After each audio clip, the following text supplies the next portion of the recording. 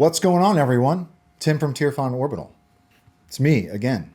Did you expect anyone else? So today I'd like to go do a quick demo for an install commission that I completed this week for a Mark 1 from Roman Props.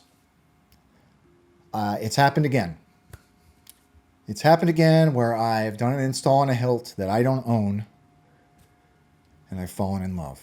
So now, after doing this install, I need a Mark 1 of my own. It's just from Roman Props, obviously. It's an absolutely beautiful, beautiful hilt.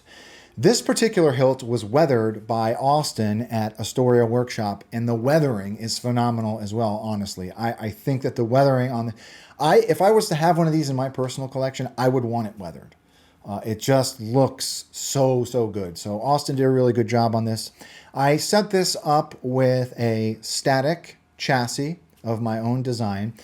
Because of the space limitations on the inside of this hilt, I did go with an 18350 battery, and that's typically what I do for like the V2s and the Mark 1s, just because of the space. And also in this particular install, also in this hilt, there is a Pando Chamber, so there's just space is a little bit limited with this, so I did choose to go with an 18350. Actually, I don't think you'd be able to fit an 18650 in this hilt with the Pando Chamber. So anyhow, set it up with a static chassis, and obviously there's the Pando Chamber. So I did a little interesting work in the Pando Chamber.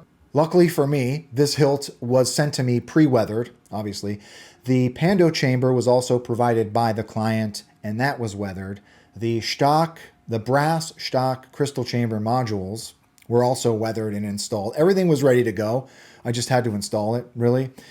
So yeah, really, really beautiful, beautiful looking hilt.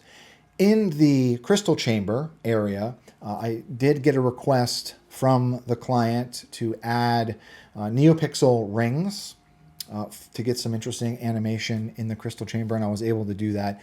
I did share a post for this particular build earlier last week, or late last week, because I created some custom mounts for the Neopixels. And this is why I always say, you know, my 3D printers really are one of the most important tools in my arsenal, right? So I can create PCB holders, I can create, you know, Neopixel mounts, and that's what I did here. I created a two-tiered Neopixel mount. I've got a medium-sized Shtok Neopixel ring, and in the middle of that, underneath it, I've got a single Neopixel to get shine through up into the crystal. So yeah, I just love the fact that I can create custom parts like that, and having 3D printers allows me to do that. So anyhow, so without further ado, let's come up top and take a look at this hilt. Here it is, the Mark 1 from Roman Props. This has been beautifully weathered by Austin at Astoria Workshop.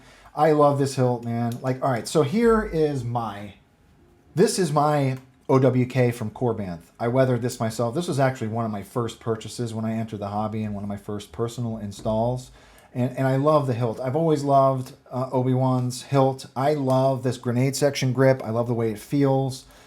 So, you know, this is a special hilt to me, and I love this one. Seeing the Roman Props version of that hilt up close, it feels like a better hilt, in my opinion. It's just an absolutely beautiful hilt. And the weathering on it, obviously, it is absolutely phenomenal as well. I mean, even the weathering and rust in the control box and the clamp area, it's just really, really nicely done, right? So, yeah, I think I need one in my lineup now. So anyhow, let's talk about how to use this guy, right? So you want to unthread your pommel. Here is the chassis. Very, very short, small chassis. Okay, I did do some light greebly work along the sides. Your Proffie board, this is a Proffie V3. Proffie board is just underneath the threads here. So there's room to grab your SD card with a pair of tweezers if you need to, and there's also plenty of room to plug your USB cable in. if you want to get access to your board, right? No kill switch in this install. There's no room for it. You act as the kill switch when you put your battery in. This is an 18350 battery. So you want to take the flat part of your battery, spring side is your negative, flat part down. You'll hear an, okay, Kylo. You'll hear an audible cue when you put your battery in. Thread that pommel back on, and you're ready to go, right? So here is that Pando chamber. And we've got so we've got 2 Neopixel rings, one on top, one on bottom. They are their own blade in the config. And then we've got a single Neopixel in the middle.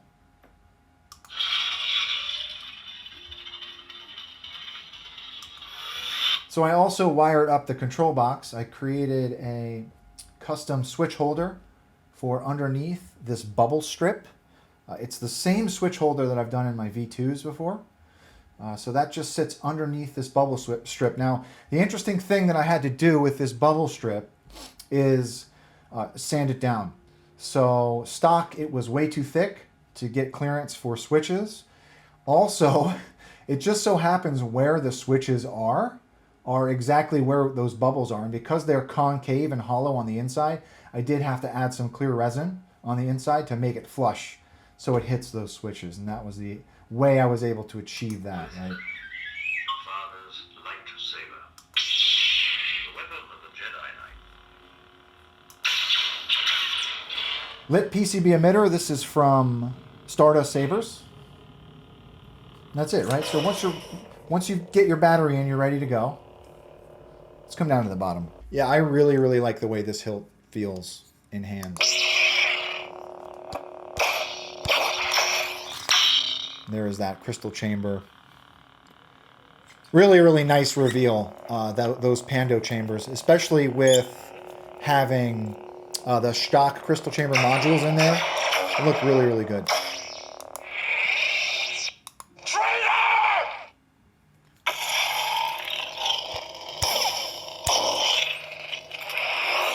Let's put a blade in it. This is a 1-inch recessed blade emitter.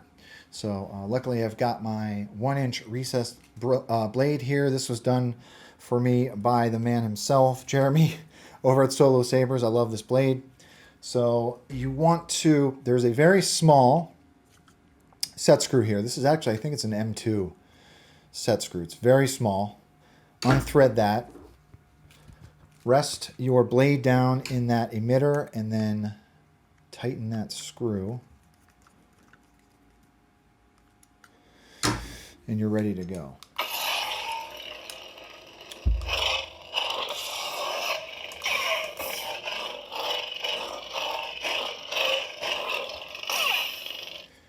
So the top switch is your main, bottom is your aux. I gotta be careful with my fan in here. Let's see what else we got. Let's go through the whole config, shall we? I'm never touching that thing again. Twist to activate, twist to deactivate are on. Some of the fonts on this config have been set up with color wheel. To access color wheel, you want to hold down aux and tap main. When you find a color you like, tap main again. It'll lock that color in.